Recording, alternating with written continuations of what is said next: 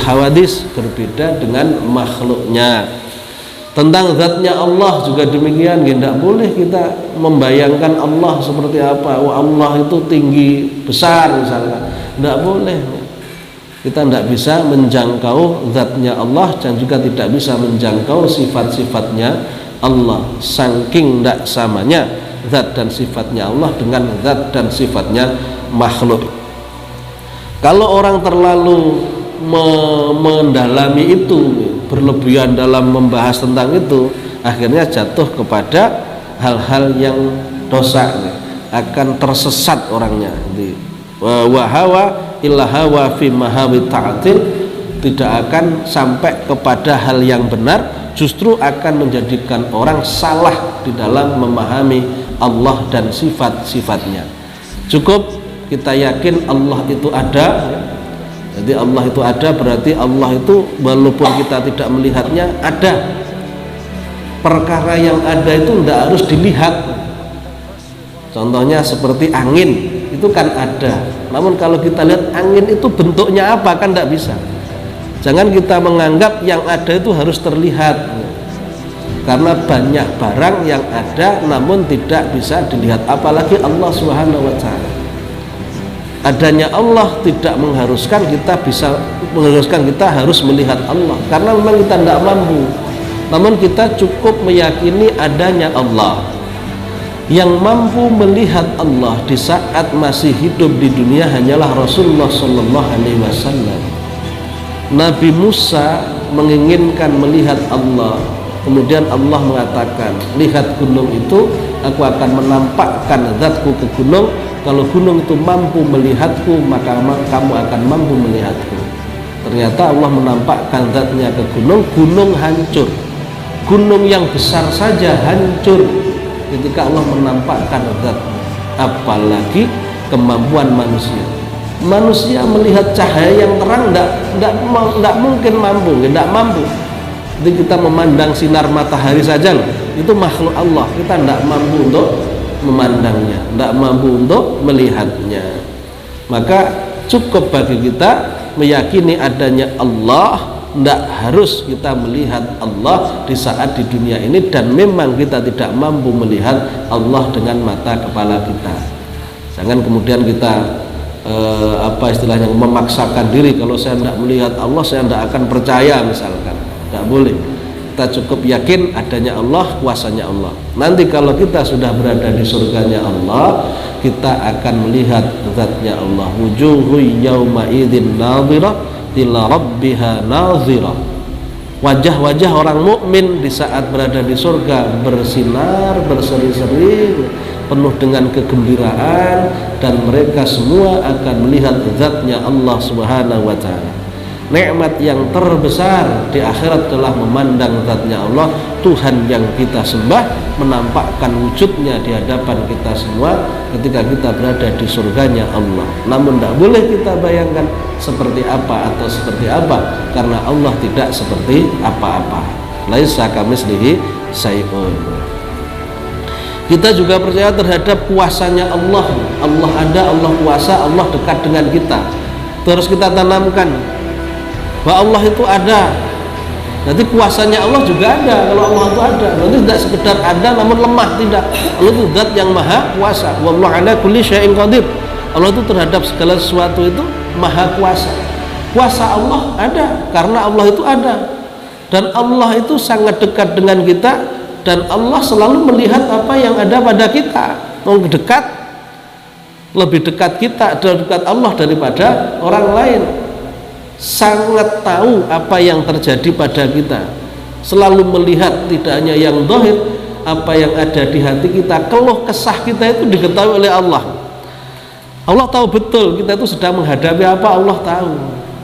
Sehingga kita jangan ragu untuk mengadukan masalah kita kepada Allah. Kita curhatnya kepada orang lain, tapi tidak pernah curhat kepada Allah. Kita menganggap Allah tidak akan bisa memberikan solusi, salah. Kalau kita berpikirnya seperti itu, salah. Allah itu zat yang maha kuasa. Allah mampu untuk memberikan apapun yang kita inginkan, di mana orang lain belum tentu mampu untuk memberikan yang kita inginkan. Masalah Allah itu mau memberi atau tidak, itu kan kehendak Allah. Karena Allah tahu mana yang terbaik buat kita. Tidak memberi bukan berarti Allah tidak mau memberi. Sebenarnya mau memberi, namun dalam hal yang lain yang kiranya bermanfaat bagi kita. Setiap orang kalau berdoa kepada Allah diijabah. Allah katakan ud'uni astajib lakum. Berdoalah kalian semua kepadaku, maka aku akan mengijabah. Yang menjadi pertanyaan, berarti Allah itu, apakah Allah itu selalu memberi yang kita inginkan? Jawabannya tidak tentu memberi yang kita inginkan, namun Allah pasti memberi gitu loh. Sedangkan yang diberikan Allah kepada kita, dilihat dulu kira-kira kalau memang bermanfaat ya seperti yang kita inginkan. Kalau yang kita inginkan dirasa itu tidak mendatangkan manfaat, bahkan bisa membuat kita celaka, maka Allah memberinya dalam bentuk yang lain, tidak seperti yang kita inginkan, namun pada hakikatnya Allah pasti memberi. Nah itu loh yang harus kita pahami, pasti memberi dengan bentuk mungkin diberikan di akhirat, dalam bentuk yang lain yang lebih manfaat, atau kita diselamatkan dari musibah. Jadi andaikan kita diberi apa yang kita inginkan, kita akan celaka, namun diganti dengan menyelamatkan dari musibah, tetap memberi. Maka kita jangan ragu untuk berkeluh kesah kepada Allah kalau kita punya masalah, ya berdoa kepada Allah Subhanahu wa ta'ala. Ini bagi orang ya, yang mungkin masih ada ketakutan kalau tidak berdoa nantinya dia tidak mendapatkan apa yang diinginkan ya. Bagi orang yang sudah ma'rifat kepada Allah, benar-benar mengenal Allah Subhanahu wa ta'ala, dia sudah tahu bahwa Allah mengetahui apa yang menjadi masalahnya, tidak mau menyampaikan pada Allah, bukan berarti dia tidak percaya sama Allah, namun karena sudah yakin betul walaupun orang itu tidak menyampaikan, Allah tetap tahu. Hambanya tidak ngomong sama Allah, Allah tahu. Sehingga yang difokuskan apa? Menjalankan ketaatan pada Allah Subhanahu wa ta'ala. Fokusnya menjadi hamba yang terbaik, bukan meminta yang terbaik. Kalau sudah menjadi hamba yang terbaik, akan diberikan oleh Tuhan yang terbaik.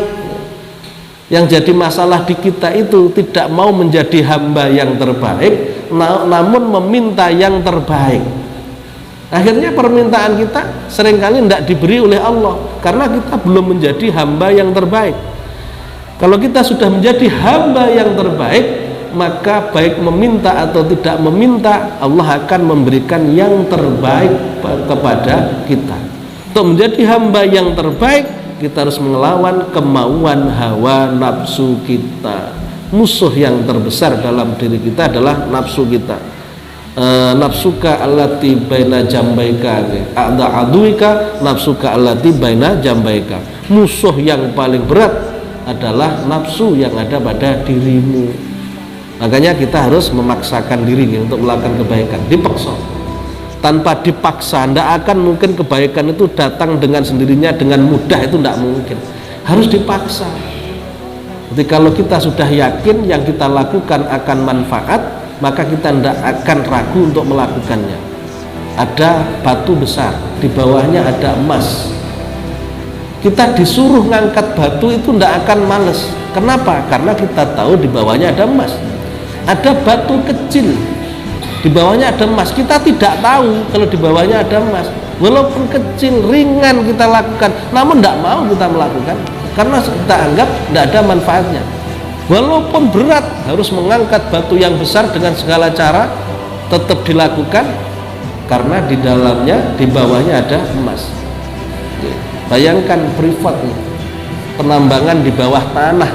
Kenapa dilakukan? Resikonya kan sangat besar, berat. Karena yakin di bawah tanah itu ada tambang emas dan lain sebagainya yang berharga. Sehingga dilakukan itu. Sama dengan kita beribadah kepada Allah. Kalau kita sudah yakin bahwa ibadah kita itu akan mendatangkan kebahagiaan dunia dan akhirat, membuat kita mudah hidup kita dunianya dan akhiratnya masuk surga, akan kita lakukan dengan penuh sukarela, dengan penuh sukacita, bukan penuh dengan duka cita. Biasanya dari kita itu kan rodok makso, berat. ndak begitu ikhlas dalam mudah-mudahan, ora dilakoni ki yo piye, dilakoni kok abot men. Nah, niku lho. Kenapa terjadi semacam itu? Berat itu dikarenakan tidak begitu yakin terhadap hasil yang akan didapatkan. Kalau yakin terhadap hasil yang didapatkan, seberat apapun akan terasa ringan.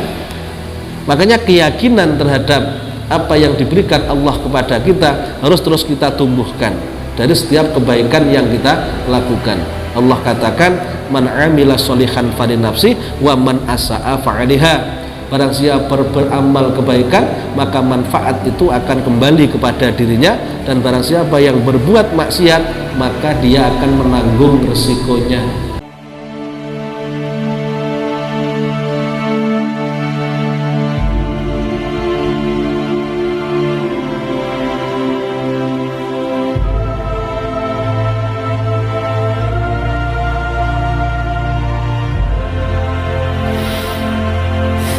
اللهم صل على سيدنا محمد وآله وسلم.